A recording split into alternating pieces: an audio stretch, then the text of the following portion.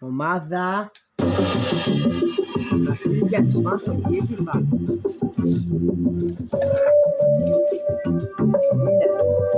Είναι το φωτιστέσβα και είμαστε να τους μικρώσει. Δεν το κάνεις. Σου είπες Μικλείο! Μικλείο και Ελισάβετ! Ναι, πες στο διπλό. Πάμε στο κήτυπα.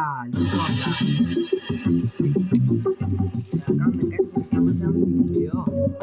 Ναι, θα σκοτώσουμε σήμερα. Και η δουλειά θα τελειώσει. Και σώσουμε τον κόσμο. Ναι. Στον κήτυπα.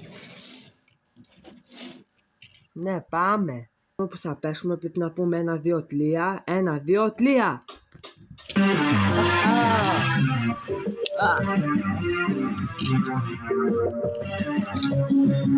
Ωπε Κλείο! Ναι!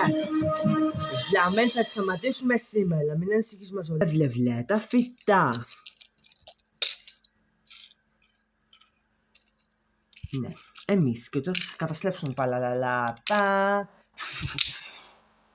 Μαζόλα τα επιτύσσου, γιατί εγώ δεν μπορώ.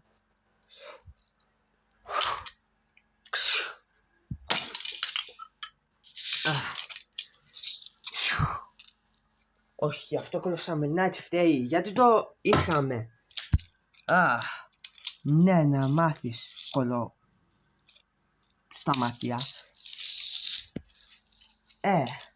Αυτό θα ακουστεί λίγο παραπάνω χτύπημα.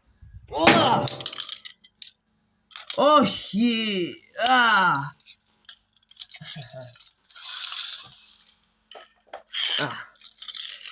Σταματήσαμε. Όχι! Αντί στη ζωή μου λέω. Ψωή! Τους στείλαμε στη Λιτσόνα τις μαλακίες.